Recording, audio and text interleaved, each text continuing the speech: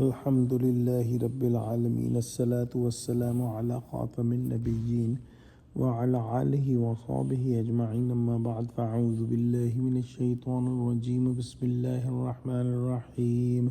قال الله تعالى في سورة الكهف: ورأى المجرمون النار فظنوا أنهم مواقعها ولم يجدوا عنها مصرفا۔ ترجمہ: اور گناہگار لوگ دوزخ کو دیکھیں گے تو یقین کر لیں گے کہ وہ اس میں پڑنے والے ہیں اور اس سے بچنے کا کوئی رستہ نہ پائیں گے۔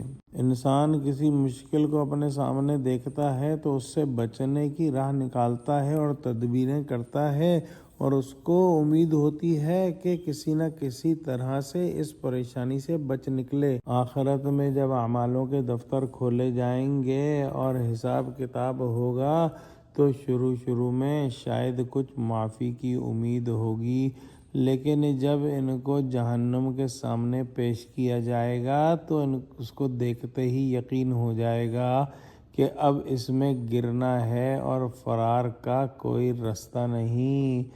کیا ہی حسرت اور افراتفری اور افسوس کا عالم ہوگا، کیا ہی آہ و بکا اور چیخ و پکار ہوگی جس کا اندازہ ابھی لگانا مشکل ہے۔ خوش قسمت ہیں وہ لوگ جو اس آیت کو آج سمجھ جائیں اور آج ہی سے اس دن کی تیاری میں لگ جائیں۔